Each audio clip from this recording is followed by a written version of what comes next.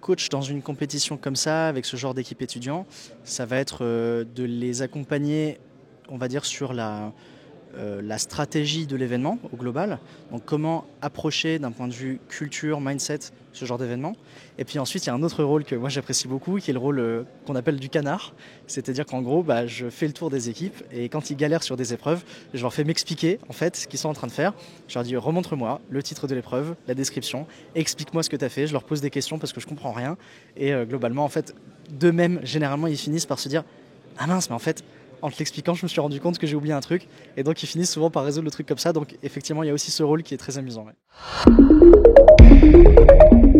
Moi, c'est la compréhension technique, être capable de prendre du recul, de garder son sang-froid, parce que, comme je disais, on n'est pas là pour gagner, ça nous ferait bien plaisir, mais on n'est pas là pour ça. Donc, relativiser, rationaliser un peu le truc, et faire en sorte, et c'est une des priorités que j'ai me concernant, de garder en tête la priorité qui est de bien s'amuser. Parce que s'il passe 2 jours à se mettre une pression monstre, ça va servir à pas grand chose. Donc je préfère autant que les 10 ressortent de ces 2 jours en disant on a passé 2 jours géniaux, on s'est éclaté, les challenges qui nous ont intéressés, on a fait des trucs fous, ceux qui ne nous ont pas intéressés, on les a plutôt mis de côté. Je préfère largement ça plutôt que le contraire, qu'ils se mettent une pression et que derrière ils soient dégoûtés de ce genre d'épreuve. Donc pour moi, les qualités du coach, c'est surtout ça, c'est se focaliser sur ce qui compte vraiment et faire en sorte que individuellement on puisse bien repérer les qualités de chacun pour ensuite adapter son discours. Le mieux pour participer à ce genre d'épreuve-là, c'est de s'entraîner en amont.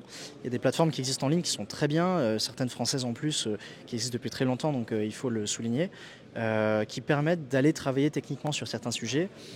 Le meilleur moyen de profiter de ce genre d'événement, c'est de ne pas arriver complètement en touriste, parce que du coup, on va pouvoir vraiment se creuser la tête sur des épreuves en pensant qu'on a la solution qu'on n'a pas vraiment. On va essayer de trouver la logique Voilà. Et pour moi, c'est le mieux.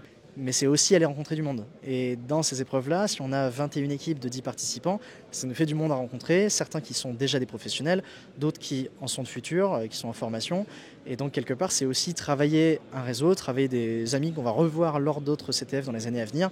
Là, encore tout à l'heure, je recroisais des gens que je n'avais pas vus depuis un moment, que je connais depuis 7-8 ans. Donc, il y a aussi ça qu'il faut aller chercher dans ce genre de compétition, c'est pas que la partie technique.